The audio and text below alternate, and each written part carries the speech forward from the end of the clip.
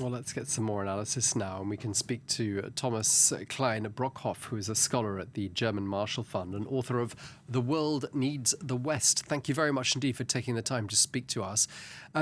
Very hard to put an exact figure on how much Ukraine's reconstruction is going to cost. Some are talking about possibly even a trillion US dollars. What sounds right to you? I'd be careful about numbers. We don't know when this war will end, what kind of destruction we will see. We know it's enormous, but we also know it's a task to be spread out over a decade at least.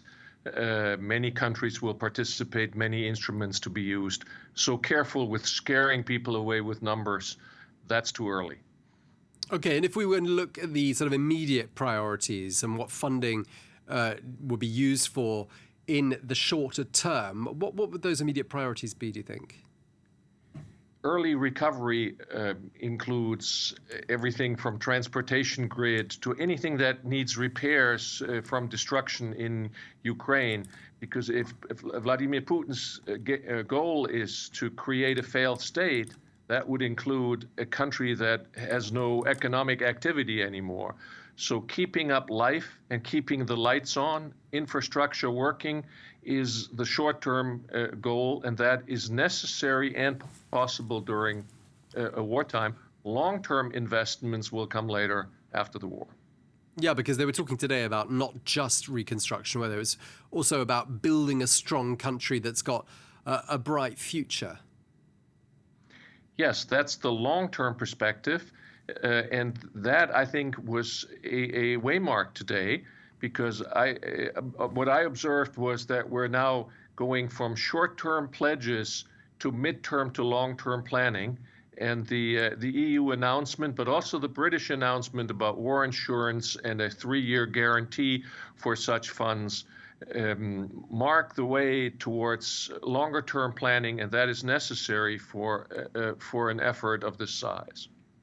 Yeah, there were even people talking about investment in Ukraine there today, and the insurance risk of investing in Ukraine at this present moment. I mean, it does seem a bit early to be talking along those lines, doesn't it?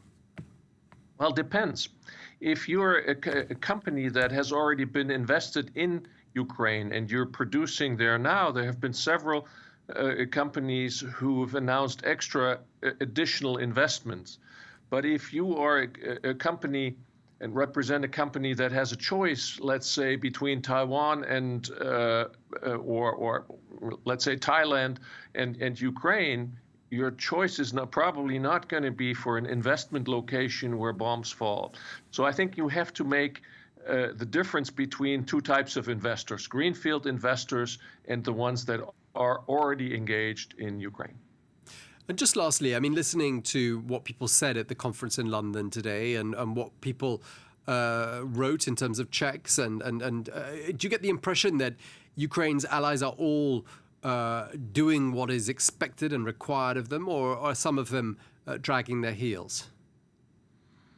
I mean, it's like always in these conferences. This wasn't designed to be a pledging conference, but it is clear that a conference like this concentrates the mind. So you have a lot of very different styles and different types of pledges and commitments that people come with. Certainly the EU announcement was the biggest. I found that the United States, represented by Secretary Blinken, with their commitment of $1.3 billion, made a big step towards engaging in reconstruction. Some people in the United States say that let's leave that to the Europeans. So that was a relevant pledge, and there were many others.